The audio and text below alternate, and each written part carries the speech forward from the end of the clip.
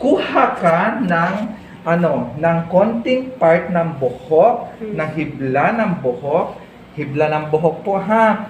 Okay, then kailangan strantes, okay. Pag pinul natin yan, kailangan nag-i-elastic yan. Parang lastiko. Yes, parang goma. Very good.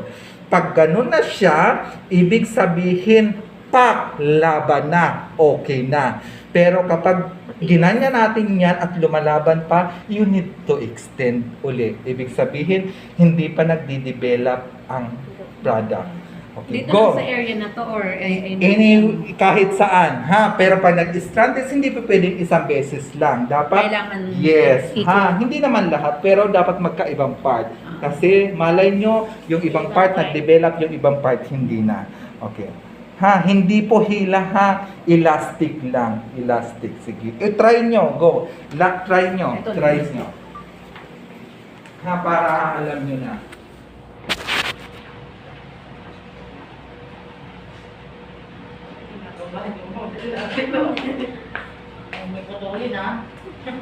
Elastic lang po ha, elastic lang. Malalaman nyo yan.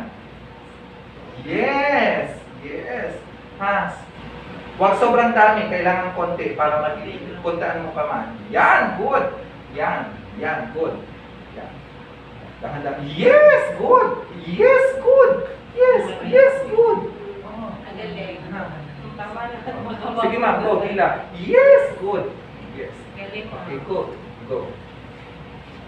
Yes, good. Ano pag ganito, sir? Okay yan. Station. Anong hindi? Ha? Anong hindi? Ano yung mga anak ko na ano na?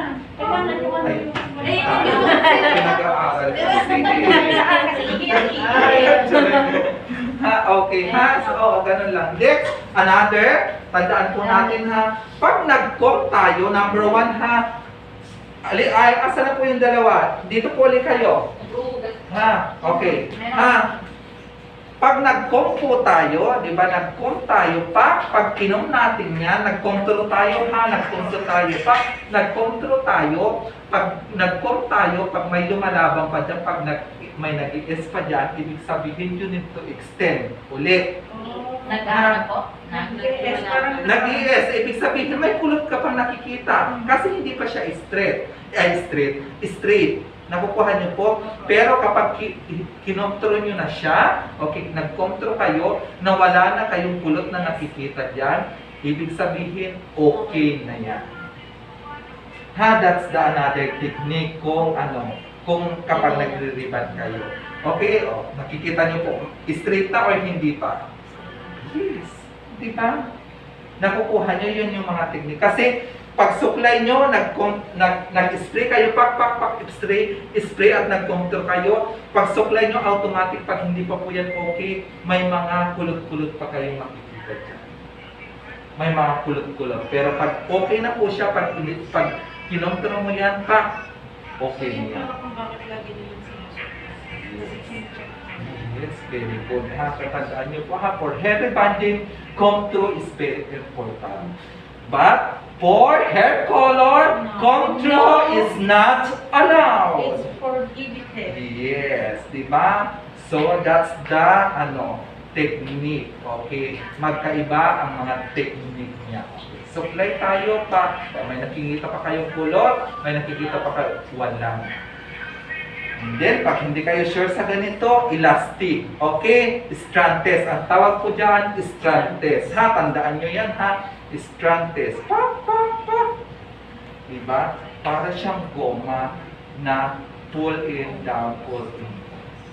Okay? Clear? Maliwanag po tayo dyan, ha? Technique po yan. Kaya sabi ko sa inyo, rebanding, nandito pa lang ang client nyo. Pag nagkamali kayo, automatic mali na kayo. Ha? Hindi pa pwedeng hindi nyo alam yan. Kasi for hair rebanding, andyan pa lang yung client nyo, sure kayo na tama yung gawa nyo at sure kayo na mali yung gawa nyo, mali na talaga yan. Hindi nyo na yan pababa. Pagka ng bagay